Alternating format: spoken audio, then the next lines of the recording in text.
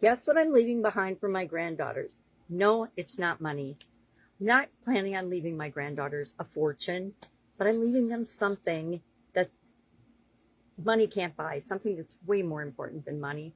And I contend that you should do the same. I believe that we should all do this and be thinking about this. Sharon Horne-Ellstrom here. Welcome to day 206 of our Supersize You Annual Challenge. It's the 9th year in a row we've done an annual challenge. Why? Because I like doing them. I know I'm going to do something every day. And so 9 years ago, I decided I was going to start sharing the things that I'm doing every day. Number one, I was afraid to do video. Number two, I wanted to contribute and leave some sort of legacy and make the world a better place, not only for my granddaughters, but for anybody that might need to or actually sees these videos. So now you know what I'm leaving behind. I'm leaving behind videos. I may very well leave them a fortune too. That is yet to be determined. One of the things I ran across a long time ago because I was interested. I love being a grandma. It's one of my favorite things. And I found some of these pre-written leave behind kind of things for my granddaughters. And I realized that I am not terrific at following somebody else's format, somebody else's program. So these are both absolutely blank. I have not filled out a single thing in either of them. This one's just a blank book, so that would be easy to do. I just haven't done it yet, but I want to make a little scrapbook and a leave behind of things that were important to me and things that are important for them to know so that they don't have to learn all the lessons themselves, right? We all have plenty of lessons to learn while we're here, but that's the hard way. And I'm all about how can I make things easier for the next generation? How can I make things easier for anybody that I have an opportunity to come in contact with? So, we're focusing on contribution all this month, and we need to hop into the super framework. We're on E today for execute. And that means, how do we take the plan that we overarchingly mapped out yesterday and actually start taking action on that? We don't have to know everything. We just have to know what is our next step and then take that next step today. I would love if you would share in the comments below how you go about taking action towards something that you want. I learned to just do it. I used to be a huge procrastinator. I still procrastinate on some things. I'm not going to pretend I don't. We're all human, right? But when it comes to, I know exactly what to do, and I just will go out and do it. Except in the coaching program I'm in right now. Go figure. So money gets spent, right? Money is fleeting. Money is something that, yeah, we can pass on to our kids and our grandkids and future generations. But how that plays out and what they do with it, we never have any control over it anyway. Who am I kidding? But values can get passed down, and they can actually change the trajectory of generations. I am proud to say that I am 100% aware that my children will not pass down some of the trauma and drama that they got from the other side of the family. Now, I might still take some trauma and drama from me, but I'm trying to prevent that as well. But those are the things. Our character is the legacy that really will be remembered after we're gone, after we're not here on the planet anymore. Now, I am in a position where I actually had a death experience at 50, and that changed a lot for me. I want to say it's changed everything, but it hasn't, because I find myself in the midst of a process, and my granddaughter saying, "Grandma, you're working all the time." And it just makes me cringe. But I'm in a phase of pushing to create the framework for something that I want to continue to do as long as I'm capable and able to do it. I've got so many stories. I was thinking about different stories about how this plays out in my life. But I know that since that event when I was 50 and I'm now 66, that changed the way I thought about everything. It was like, okay, all the things I've been doing, and literally I have been running through my life up to that point.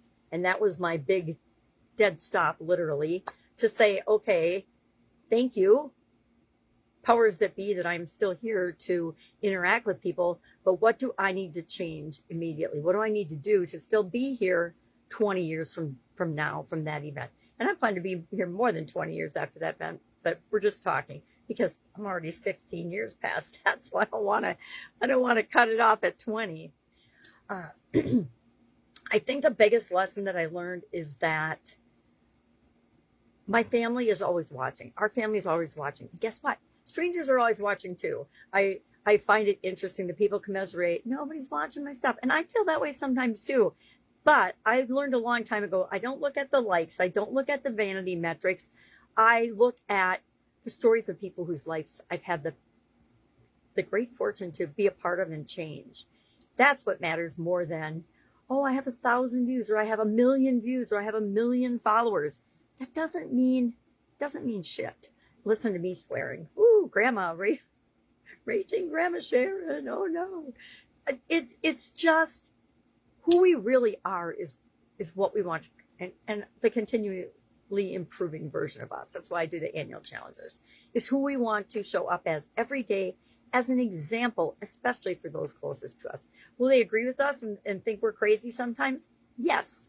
I will tell you, to this day, my family, my immediate family, not my daughter and son so much, but my sisters, right? They're my immediate family, as old as we are becoming, don't get it. They don't understand at all.